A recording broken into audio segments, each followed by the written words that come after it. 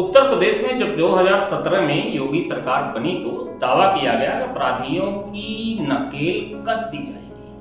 अपराधी या तो जेल में होंगे या फिर उत्तर प्रदेश छोड़कर किसी दूसरे प्रदेशों में भाग जाएंगे। लेकिन यह नहीं बताया गया कि यूपी में अपराधी भले ही सुधर जाएं, किंतु पुलिस बिगड़ जाएगी।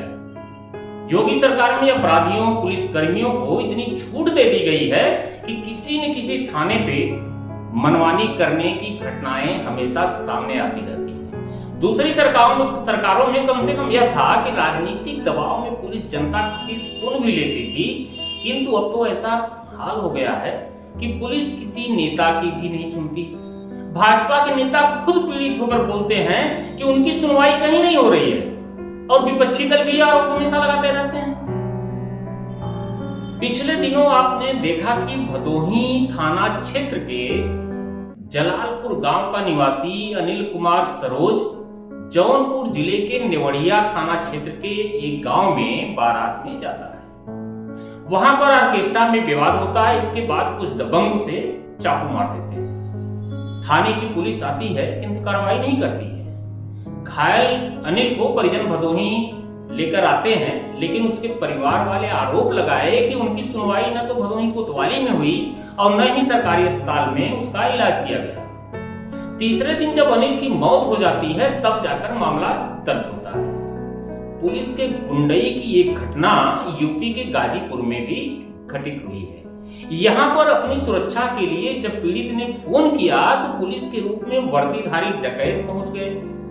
अपने परिवार के एक सदस्य का दाह संस्कार करके आ रहे लोगों के साथ पुलिस की देख रेख में लूट कर ली गई। यह घटना किसी फिल्मी कहानी से कम नहीं है।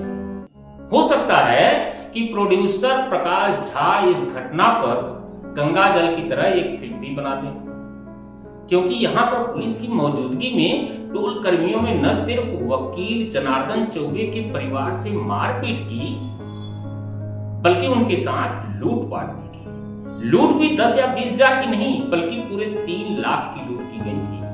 मामला सामने आने के बाद एसएचओ को सस्पेंड भी कर दिया गया था और आगे की कार्रवाई भी शुरू कर दी गई। अब तो लोग यह भी सवाल कर रहे हैं, क्या वर्दी के अंदर शरण लेकर बैठे ऐसे लोगों के घर पर भी बुलडोजर चलेगा, या फिर जांच के बाद आरोपी को फिर बहाल कर दिया जाएगा ताकि वह फिर ऐसी किसी घटना को अंजाम दे सके। इस मामले को लेकर वरिष्ठ अधिवक्ता जनार्दन चौबे की तरफ से जो प्रार्थना पत्र दिया गया है उसमें घटना का पूरा विवरण है। उसके अनुसार वह संत कबीर नगर जिले के रहने वाले हैं। 26 फरवरी 2024 को अपने भाई की पत्नी का बनारस में दाह संस्कार करके अपने रिश्तेदारों के साथ 2 बसों से वापस लौट रहे थे। बस रात के करीब 12 बजे के आसपास गाजीपुर जनपद के डाडी खुर्द टोल प्लाजा पर पहुंची थी। टोल कर्मियों ने प्रवेश और निकास का डबल टोल चार्ज मांगा। जब बस ड्राइवर ने कहा कि 100 वाहन का टोल नहीं लगता है तो टोल कर्मी भड़क उठे, गाली गलौज की और बस रोक ली। पीड़ित के भाई जनार्दन के छोटे बेटे शैलेंद्र कुमार बस से नीचे उतरे। टोल कर्मी ने टोल बूथ का पाइप उनके पैर पर मारा, ऐसा आरोप है। आरोप यह भी है कि टोल कर्मियों ने उन लोगों पर पत्थर भी फेंके। इतना ही नहीं बल्कि आरोप और भी उन्होंने आरोप लगाया है कि जब वो लोग किसी तरह बचते बचाते बस लेकर जाने लगे और करीब टोल बूथ से 300 मीटर आगे पहुंचे होंगे तो सामने से एक स्विफ्ट डिजायर कार और एम्बुलेंस पहुंचकर उन्हें ओवरटेक करके उनका रास्ता रोक लेती है। टोल कर्मी बसों पर पथराव करने लगते हैं, गाली देते हैं और बस का दरवाजा खुलवाते हैं। रात का वक्त था, वे अपने एक परिजन का दाह संस्कार करके लौट रहे थे। दुख और भय से वे सहम जाते हैं। डरे सहमे बस के अंदर से ही तत्काल 112 नंबर पर फोन लगाते हैं। सूचना पाकर पुलिस कर्मी आए, लेकिन दबंग टोल मैनेजर हितेश प्रताप सिंह और उसके साथी पुलिस के सामने ही गाली देते हैं, धमकी देते हैं। टोल मैनेजर यहां तक बोल देता है कि बस को आग लगा दो, चाहे हत्या ही क्यों न करनी पड़े, लेकिन इन लोगों से पैसा वसूलना है। जरा सोचिए, रात का समय, एक अनजान सी जगह और जिस यूपी में गुंडों अपराधियों पर लगाम लगाने की बात की जाती है, उसी यूपी के एक जिले गाजीपुर में टोल कर्मियों का इतना आतंक। सूचना पाकर वहां पर थाना प्रभारी विनोद देवेंद्र सिंह यादव अपनी सरकारी गाड़ी से आ जाते हैं। थाना प्रभारी को देखकर डरे सहमे पीड़ितों के चेहरे पर थोड़ी सी राहत नजर आती है, लेकिन उनकी आवाज सुनते ही एक बार फिर उनके होश फाख्ता हो जाते हैं। थाना अध्यक्ष ने आते ही टोल मैनेजर हितेश सिंह से कहा कि किसे पकड़ना है, तुम पहचान करके बताओ। फिर जबरन पुलिस बल ने उन लोगों को बस से नीचे उतारकर एम्बुलेंस और पुलिस वाहन में बैठा लेती है। यदि कोई मामला भी बनता था तो पुलिस को चाहिए था कि उन्हें थाने ले जाती पहले, लेकिन उन्हें सुनसान जगह ले जाया जाता है, उनकी तलाशी ली जाती है।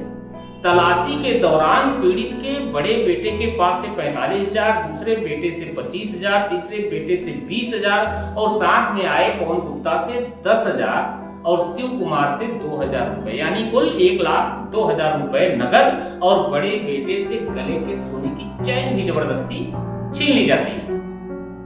मामला यहीं पर खत्म नहीं होता, बल्कि 12:30 बजे रात उन्हें थाना बिरनौल लाया गया। यहाँ हितेश सिंह मौजूद था। थाना प्रभारी ने गाली देते हुए पीड़ित पक्ष से कहा, उन लोगों ने टोल प्लाजा पर झगड़ा किया है, पुलिस लूट का मुकदमा लिखकर जेल भेजेगी। टोल मैनेजर हितेश सिंह ने कहा, अगर 5 लाख रुपए और नहीं देते हो तो गाजीपुर से इनकी लाश जाएगी। इतना सुनते ही वकील जनार्दन चौबे के जो बेटे हैं अपने परिचितों को फोन करते हैं और पुलिस जो फोन पे नंबर देती है और उस पर 2 लाख रुपए मंगवाते हैं। 3 लोगों से 2 लाख रुपए मंगवाते हैं। थाना प्रभारी की मौजूदगी और थाना बिरनौल पर टोल मैनेजर हितेश प्रताप सिंह ने धमकी देकर रुपया वसूल लिया। घटना 26 फरवरी की घटित हुई थी, लेकिन मामला तब सामने आया जब सीनियर वकील जनार्दन चौबे ने मुकदमा दर्ज कराने के लिए प्रार्थना पत्र दिया। यदि 2 लाख रुपए ऑनलाइन ट्रांसफर न कराए गए होते तो मामला शायद दाब भी दिया जाता। जरा सोचिए, यदि पीड़ित पक्ष एक वकील नहीं होता तो क्या मामले की सुनवाई हो पाती? आम आदमी को तो झूठा ही साबित कर दिया जाता। योगी सरकार में अपराध कम हुए, अपराधियों पर नकेल भी कसी गई, इस बात से इनकार नहीं कर रहा हूं मैं, लेकिन योगी सरकार पर यह भी आरोप लगते हैं कि इस सरकार में पुलिस और अधिकारियों को असीमित अधिकार दिए गए हैं। चर्चा यह भी होती है कि अधिकारी भाजपा के नेताओं की नहीं सुनते, जनप्रतिनिधियों की भी नहीं सुनते। सोचने वाली बात है कि चुनाव के समय वोट मांगने के लिए संगठन के कार्यकर्ता ही गांव-गांव गली-गली जाते हैं, लेकिन जब वही जनता उनसे सवाल पूछती है कि यदि उन्हें कोई काम पड़ गया तो किसके पास जाएंगे, तो उन कार्यकर्ताओं के पास कोई जवाब नहीं होता है। या मैं नहीं कह रहा हूं, खुद भाजपा के पदाधिकारी बोलते हैं। शासन प्रशासन खड़ा होना चाहिए, कानून व्यवस्था के लिए यह उचित भी है, किंतु किसके लिए?